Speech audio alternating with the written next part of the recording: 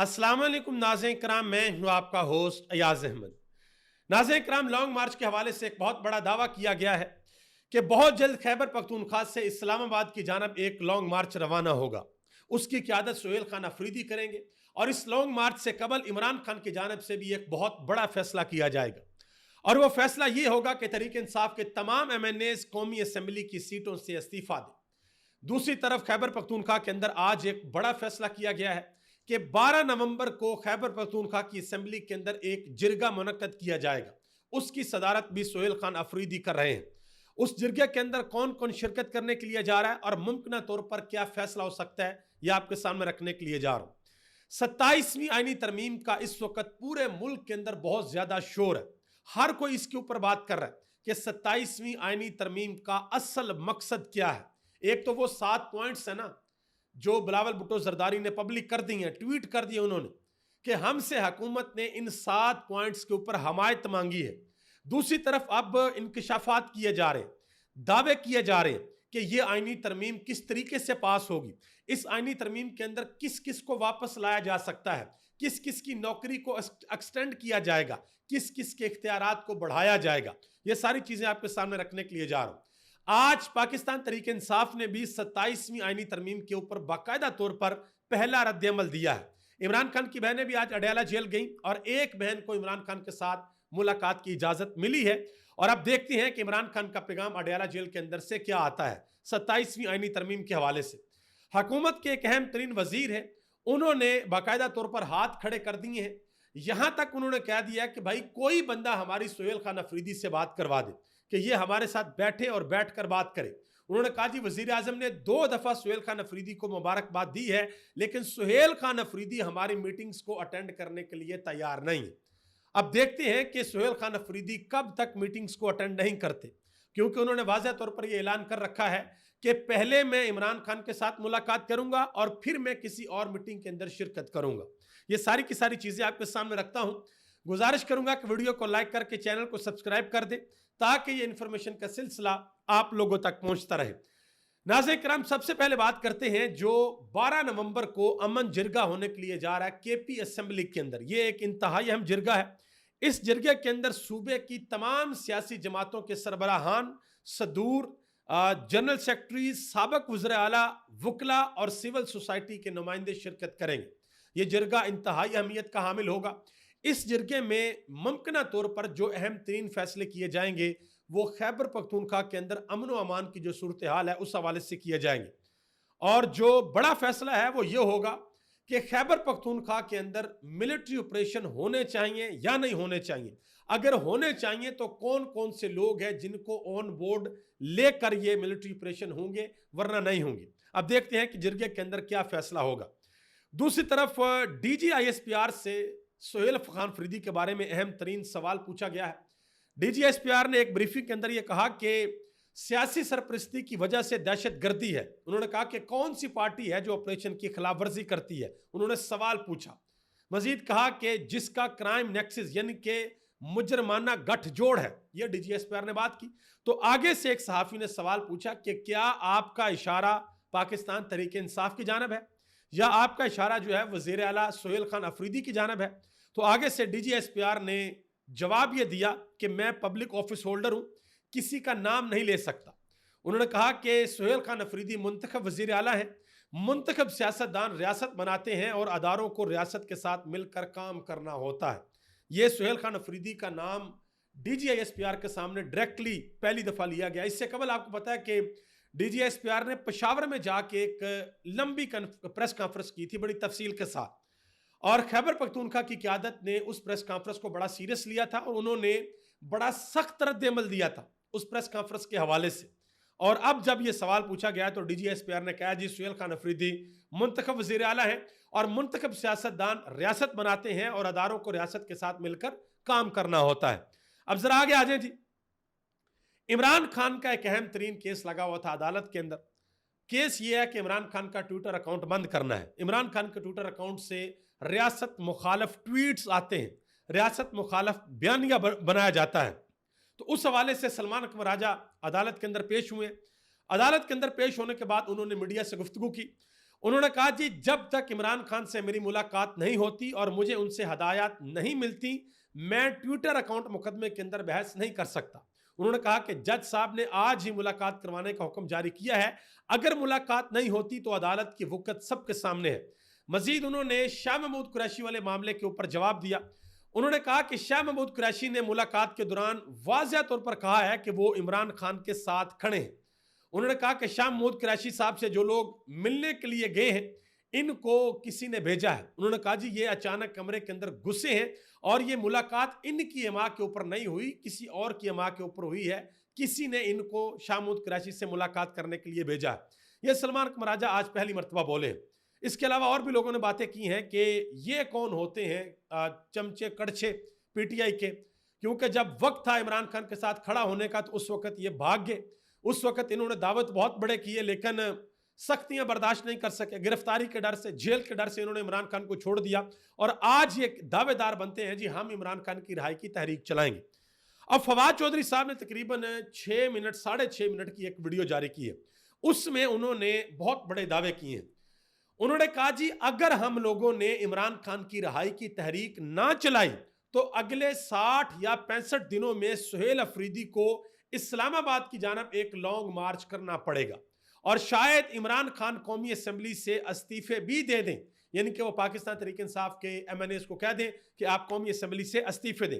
उन्होंने कहा कि लॉन्ग मार्च को रोकने के लिए हुकूमत ताकत का भरपूर इस्तेमाल करेगी, इसका हुकूमत ने ऐलान कर रखा है। मजीद कहा कि मौजूदा पार्टी क़यादत की इमरान खान की रिहाई में कोई दिलचस्पी नहीं है। अब जब हमने मुहिम शुरू की है तो सबको इसका हिस्सा बनना चाहिए।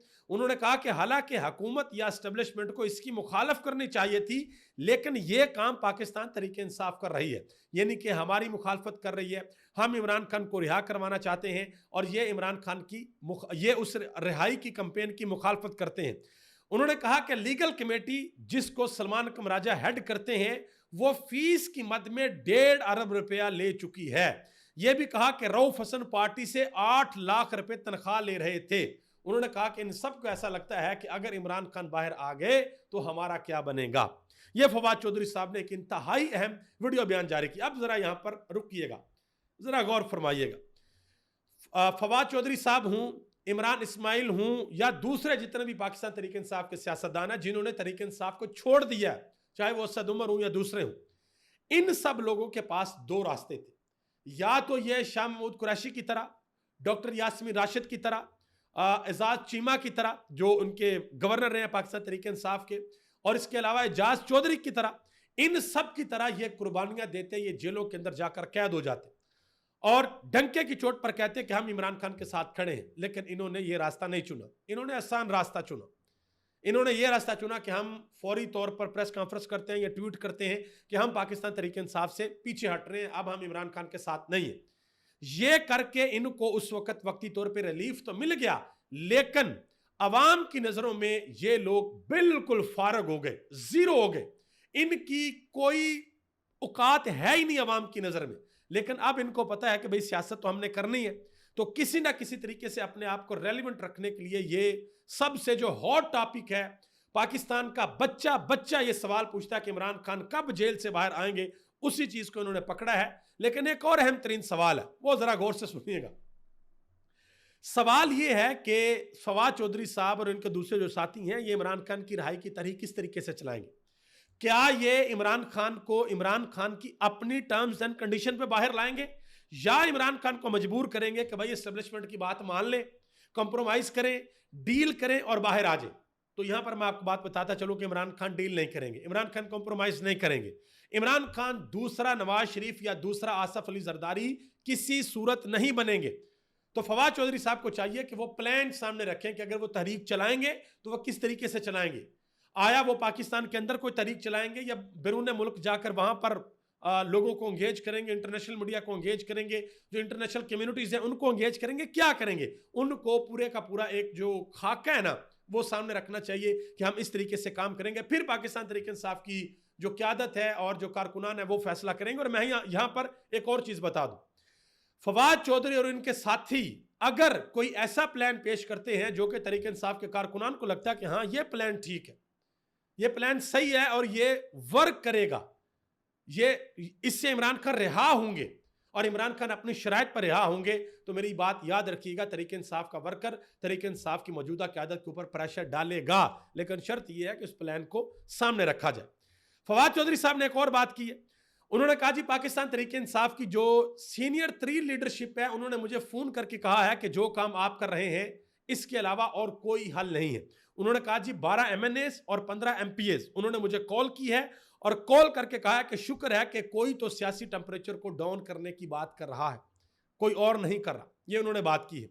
मजीद उन्होंने कहा कि अगर पाकिस्तान तहरीक इंसाफ ने मुज़ाकरात ना किए, एंगेजमेंट ना की, तो फिर इनका हशर भी वही होगा जो मजहबी जमात यानी कि तहरीक लब्बैक का मुरीद के अंदर हुआ है। उन्होंने कहा जी PTI का भी यही हशर होगा। यह फवाद चौधरी साहब अब पता नहीं धमकियां दे रहे हैं या क्या कर रहे हैं, अल्लाह जानता। बहरहाल रऊफ हसन ने फवाद चौधरी को आज जवाब दिया। उन्होंने वो लेटर जारी किया जिसमें उन्होंने बताया जी फवाद चौधरी की जो बेसिक मेंबरशिप है उसको टर्मिनेट कर दिया गया। उन्होंने कहा जी ये मैं पोस्ट कर रहा हूँ कि फवाद चौधरी साहब को हमने निकाल दिया था, अब आप एक सियासी जनाजा हैं, अब आप कुछ भी नहीं है, आप एक टाउट है, इसके अलावा और कुछ नहीं है। ये उन्होंने रऊफ हसन ने बाकायदा तौर पर ट्वीट किया है। मतीउल्लाह जान ने कहा कि अगर इमरान खान की रिहाई फवाद चौधरी और इमरान इस्माइल जैसे सियासतदानों के जरिए होनी है तो इस रिहाई से बेहतर है कि इमरान खान जेल के अंदर ही रहे। असद तूर ने एक बहुत बड़ा इंकशाफ किया। उन्होंने कहा जी मुझे एक जराए ने बताया है कि इमरान खान के बारे में बड़े लोगों को यह बताया गया है कि अगर इमरान खान कोई कंप्रोमाइज करके भी जेल से बाहर आ गया ना, कि इमरान खान ने अंदर कह दिया ठीक है मैं ये बातें मान लूंगा, ये कह के भी अगर इमरान खान बाहर आ गया तो इमरान खान बाहर आकर अपना कंप्रोमाइज तोड़ेगा, सीधा पहुंचेगा पेशावर और वहां से लॉन्ग मार्च पकड़ेगा और इस्लामाबाद आएगा। उन्होंने कहा कि इस निजाम को वो नहीं चलने देगा। और मजीद आगे असद तूर कहते हैं कि मेरी दानिस्त में जब इमरान खान अडयाला जेल से बाहर कदम रखेंगे तो पेशावर अडयाला जेल के बाहर वाला रोड बन जाएगा और वहीं पे खड़े खड़े इमरान खान इस निजाम को तहस नहस कर देगा, इमरान खान इस निजाम को खत्म कर देगा। और यही डर और खौफ है। अब आगे आ जाए, सुहेल खान अफरीदी ने जो नई टीम लगाई है वो टीम फ्रंट फुट पे निकलकर छक्के चौके मार रही। शफीक जान नौजवान है, उन्होंने तलत हुसैन के शो के अंदर शिरकत की, वहां पर उन्होंने बाकायदा तौर पर अपना मुकदमा पेश किया। उन्होंने कहा जी हमारी जो पहली तरजीह है वो इमरान खान की रिहाई है और दूसरी तरजीह हमारी अपने सूबे का अमन व अमान और अपने सूबे की गुड गवर्नेंस है। ये उन्होंने वाज़ह तौर पर बताया शफीक जान ने, और बड़ी निपी तुली बातें उन्होंने की हैं। उन्होंने कहा कि हमारे पास 2 रास्ते हैं, या हम पांव पकड़ें या फिर हम गला पकड़ें। उन्होंने कहा जी हम पख्तून हैं और हम लोग पांव नहीं पकड़ेंगे, यानी कि इनडायरेक्टली उन्होंने कहा कि हम फिर गिरेबानों के अंदर हाथ डालेंगे। और इसी तरह का एक ट्वीट शाहद खटक कर चुके हैं, मैं 2-3 दिन कबल मैंने आपको वो बताया था। अब आगे आ जाए जी, अहम तरीन खबर आपके सामने रख दूं। इमरान खान की बहनें आज गई अडयाला जेल में इमरान खान से मुलाकात करने के लिए। सिर्फ एक बहन को इजाजत मिली है कि वो अडयाला जेल जाएं और इमरान खान के साथ मुलाकात करें। अभी जब मैं वीडियो बना रहा हूं तो वो मुलाकात करके बाहर आ गई हैं। अब इमरान खान का क्या पैगाम आएगा वो डिटेल में इंशाल्लाह आपके सामने रखूंगा। 27वीं आईनी तरमीम के हवाले से पूरे मुल्क के अंदर बहुत सी बातें की जा रही हैं। एक तो हैरान कुन तौर पर आपको यह बता दूं कि जनाब मोहतरम इज्जत माब वफाकी वजीर बराए तरक्की और मनसूबाबंदी एहसन इकबाल साहब आज से ठीक तकरीबन 12 दिन कबल वसीम बदामी के शो के अंदर उन्होंने कहा था जी 27वीं आईनी तरमीम के बारे में मुझे कुछ पता नहीं। इसके अलावा और इनके लोग हैं, बैरिस्टर अकील मलक, उन्होंने 1 नवंबर को यह बात की। उन्होंने कहा जी अभी तो ड्राफ्ट के ऊपर काम भी शुरू नहीं हुआ, आप अंदाजा लगा लें। और बिलावल भुट्टो जरदारी जिस मुलाकात का हवाला अपने ट्वीट के अंदर दे रहे हैं वो 13 अक्टूबर को हुई है वजीर आजम के साथ और उनके वज़रा के साथ, आप अंदाजा लगा लें। यानी कि बिलावल भुट्टो अपनी टीम के साथ गए और उन्होंने वजीर आजम के साथ मुलाकात की। और ये वफाकी हुकूमत के जो वज़रा हैं इनको दूर दूर तक इस चीज़ के बारे में कुछ पता नहीं, आप अंदाजा लगा लें। दूसरी तरफ फैसल वाडा साहब, उन्होंने बाकायदा तौर पर वो मीडिया के ऊपर बैठे, आपको पता कि 26वीं आईनी तरमीम भी जब हुई थी तो वो बहुत ज़्यादा एक्टिव थे और अभी वो बड़े एक्टिव हो गए। उन्होंने कहा जी ये आईनी तरमीम बड़ी स्मूथली पास होगी और उन्होंने एक हवाला भी दिया। उन्होंने कहा जो पतंग होती है ना, पतंग जो उड़ रही होती है उसकी डोर बड़ी खतरनाक होती है और अगर किसी को लग जाए ना तो फिर यहाँ पे फिर उन्होंने कहा, उन्होंने ये लफ्ज़ यूज़ किया, उन्होंने कहा कि फिर सड़ धड़ अलहदा हो जाता होता है। ये यहाँ तक उन्होंने कहा जी गर्दन जो है वो अलहदा हो जाती होती है। मतलब कि फैसल वाडा साहब दोनों तरफ कह रहे हैं कि भाई जो मर्जी कर लो, चाहे हुकूमत अपोजिशन है, हमने आईनी तरमीम पास करनी है और जिस तरीके से है वैसे ही करनी है। अब देखते हैं कि पीपल्स पार्टी इसके ऊपर क्या करती है। बहरहाल एक और चीज़ आपके सामने रखता हूँ। 19 जनवरी 2024 को बिलावल भुट्टो जरदारी ने एक बयान दिया था। उन्होंने कहा था कि इस्लामाबाद वालों के नजदीक हर मसले का सिर्फ एक ही हल है कि 18वीं तरमीम को खत्म करो, एनएफसी अवार्ड में सूबों के हिस्से को कम करो और इस रवैये से वफाक कमजोर होगा। उन्होंने कहा जी इसके लिए मुझे लॉन्ग मार्च में करना पड़ा तो मैं करूंगा। पीपल्स पार्टी के बारे में एक चीज मैं आपको बता दूं, पीपल्स पार्टी एक जमाने में जुल्फकार अली भुट्टो की लेगेसी थी, बेनजीर भुट्टो की भी थी, लेकिन अब पीपल्स पार्टी सिर्फ एक चीज के ऊपर है कि भाई हमारा रेट बढ़ाओ, हम सब कुछ करने को तैयार हैं और आप देखिएगा ऐसा ही होगा। अब बहुत से लोग बातें भी कर रहे हैं इस हवाले से, जैसे हबीब अकरम ने बड़ी अहम बात की। उन्होंने कहा जी 18वीं तरमीम का तड़का इसलिए लगाया गया कि पीपल्स पार्टी को एक रास्ता दिया जाए। उन्होंने कहा कि रास्ता यह कि पीपल्स पार्टी कहेगी कि नहीं नहीं नहीं नहीं नहीं ये नहीं हो सकता, 18वीं तरमीम रोल बैक नहीं होने देंगे। उन्होंने कहा जी इस कहा जाएगा ठीक है 18वीं तरमीम रोल बैक नहीं करते, बाकी चीजें आप करें। उन्होंने कहा कि यह स्क्रिप्ट है, पीपल्स पार्टी नारा मारेगी कि भाई हमने 18वीं तरमीम बचा ली है और उसके बाद ये चीजें हो गई हैं और सियासी स्कोरिंग की जाएगी। ये हबीब अकरम ने बात की है। बहरहाल मोहम्मद मालिक ने इस हवाले से बहुत बड़ा इंकशाफ किया। उन्होंने कहा जी 27वीं तरमीम 30 नवंबर से पहले होगी, क्योंकि 30 नवंबर को एक अहम तरीन शख्सियत रिटायर होने के लिए जा रही है और हुकूमत उनको एक अहम रोल देगी। उन्होंने कहा कि यह भी गौर हो रहा है कि जो आईनी अदालत बनेगी उसकी क़यादत कौन करेगा, हो सकता है कि कोई रिटायर्ड जज आ जाए। उन्होंने कहा कि अगर काजी फायज ईसा भी आकर बैठ गए तो आप लोगों ने सरप्राइज नहीं होना। भाई हुकूमत के पास 2/3 अक्सरियत है, हुकूमत करने को तो अब कुछ भी कर सकती है। देखते हैं कि क्या होता है और किस तरफ मामला आगे जाते हैं। मतीउल्लाह जान ने इसके ऊपर बड़ी अहम बात की। उन्होंने कहा कि आइन के आर्टिकल 243 में तरमीम के जरिए मुमकिन तौर पर chairman joint chief of staff का ओहदा भी field marshal general Asim Munir को दिया जा सकता है। इस तरह वो तीनों अफवाज की सरबराही हासिल कर लेंगे। इसके अलावा आर्टिकल 243 के मुताबिक सदर ममलकत तीनों अफवाज के सरबराहान को वज़ीर आज़म के मशवरे से तैनात करते हैं। उन्होंने कहा कि अब इस बात का इम्कान है कि यह तरमीम करके सदर ममलकत आसिम मुनीर के मशवरे से तीनों अफवाज के सरबराहान को तैनात करने के पाबंद होंगे। पहले क्या होता था कि सदर और वज़ीर आज़म की मुशावरत से सब कुछ होता था। अब अगर ये तरमीम होगी तो अब सदर और फील्ड मार्शल आसिम मुनीर की मुशावरत से सब कुछ होगा। ये मतीउल्लाह जान बता रहे हैं। बहरहाल देखते हैं कि जो कंप्लीट ड्राफ्ट है वो जब आएगा तो उस ड्राफ्ट में क्या क्या चीज़ें होंगी। अभी तक तो लग रहा है कि हुकूमत के पास भी वो ड्राफ्ट नहीं है। तहरीक तहफ़्फ़ुज़ आईन पाकिस्तान का भी आज एक इंतहाई अहम और हंगामी इजलास हुआ है। महमूद खान अचकज़ई ने उसकी सदारत की है। सुहेल खान अफरीदी ने भी आज महमूद खान अचकज़ई के साथ इंतहाई अहम मुलाकात की है और महमूद खान अचकज़ई ने आज ये बयान दिया। उन्होंने कहा जी आर्मी चीफ बादशाह नहीं है कि वो जो चाहें करें। आइन की बालादस्ती पर यकीन रखने वाले हर जज, जर्नलिस्ट, सियासतदान और हर मकतबा फिक्र के लोगों को आवाज़ उठानी चाहिए। इस मुल्क को गैर जमहूरी तरीके से चलाने के लिए तैयार नहीं है। महमूद खान अचकज़ई का भी यह बहुत बड़ा इम्तिहान है कि वो इस हवाले से क्या करते हैं। महमूद खान अचकज़ई तहरीक तहफ़्फ़ुज़ आईन पाकिस्तान और पाकिस्तान तहरीक इंसाफ अगर मिलकर तहरीक चलाती है तो ये हुकूमत के लिए फिर एक बड़ी मुश्किल सूरत हाल होगी, फिर संभालना आसान नहीं होगा। अगर एक लेट्स सपोज अभी तक ये इतलात है कि इमरान खान किसी लॉन्ग मार्च के हक में नहीं है, ये इतलात अभी तक इमरान खान कहते हैं जी मेरा इस्लामाबाद आने का कोई मूड नहीं है।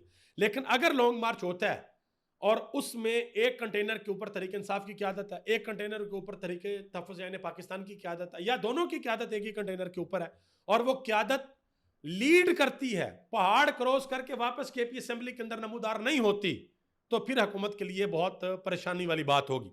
महमूद खान अचकज़ई ने यह भी कहा कि नवाज शरीफ जैसे आदमी पर दुख होता है कि उसके घर से इस तरह की बलाएं निकल रही हैं और वो खामोश बैठा है। उन्होंने कहा कि मेरा गुनाह यह है कि मैं ये कहता हूं कि इस मुल्क को आइन के तहत चलाओ और आइन से लोगों को ऐसी चिढ़ है जैसे ला हौला वला कुव्वता से शैतान को। यह उन्होंने एक कंपैरिजन दिया है। असद कैसर साहब ने आज वाज़ेह तौर पर इसके ऊपर रिस्पॉन्ड किया है 27वीं आईनी तरमीम के ऊपर। बड़ा इंपॉर्टेंट है, इसको जरा गौर से सुनिएगा। उन्होंने कहा जी 27वीं आईनी तरमीम का जो पंडोरा बॉक्स खोला गया है वो बिलावल भुट्टो की जानिब से आईनी तरमीम के हवाले से जो ट्वीट आया है हमें इसके ऊपर बहुत ज़्यादा तशवीश है। हम समझते हैं कि पीपल्स पार्टी इसमें बराबर की शरीक है। उन्होंने कहा कि जो भी ड्रामा हो रहा है ये सिर्फ कुछ लोगों को दिखाने के लिए 7 से 8 पॉइंट रखे गए हैं। उन्होंने कहा कि फिर आखिर में पीपल्स पार्टी की तरफ से कहा जाएगा कि हमने 18वीं तरमीम की हिफाजत की है और असल में इनके फैसले पहले से हो चुके हैं, सारा कुछ दिखावे के लिए हो रहा है। उन्होंने कहा जी ये पीपल्स पार्टी दिखावे के लिए कर रही है, ये नारा लगाएगी कि हमने 18वीं तरमीम को बचा लिया, असल में सारा कुछ पहले से कर बैठे हैं। मजीद कहा कि हमें अफसोस इस बात का है कि एक पीपल्स पार्टी थी जो जुल्फकार अली भुट्टो की पीपल्स पार्टी थी जिसने 1973 में आयन की बुनियाद रखी। दूसरी पीपल पार्टी बेनजीर भुट्टो की पीपल्स पार्टी थी जिसने जमहूरियत के लिए अपनी जान का नजराना दिया। उनके साथ आपके बहुत से इख्तलाफात हो सकते हैं, हमारे भी इख्तलाफात हैं। हम समझते हैं कि इन्होंने जमहूरियत को जिंदगी दी बेनजीर भुट्टो ने, लेकिन आज की पीपल पार्टी जमहूरियत को दफन करने के लिए अपना किरदार अदा कर रही है। शहाद खटक साहब ने बड़ी अहम बात की। उन्होंने कहा कि 27वीं आईनी तरमीम पर इतना क्यों सर खपा रहे हैं, ये फॉर्म 47 के जरिए आए हैं, सीधी तरह अपने आप को बादशाह डिक्लेयर कर दें, ये उन्होंने बात की है। इसके अलावा राना सनाउल्लाह साहब ने जी शहजेब खानजादा के शो के अंदर बैठकर ये कहा कि हमारी कोई सुहेल खान अफरीदी के साथ बात करवा दे। अब सुहेल खान अफरीदी तो भाई किसी भी सूरत बात करने को तैयार नहीं है, कोई भी मीटिंग अटेंड करने को तैयार नहीं है जब तक उनकी इमरान खान के साथ मुलाकात नहीं होती, ये वो वाज़ह तौर पर कह चुके हैं। तो देखते हैं कि आगे क्या होता है और कैसे होता है। आप सबका बहुत बहुत शुक्रिया। पाकिस्तान जिंदाबाद, पाकिस्तान के करोड़ों अवाम पाइंदाबाद।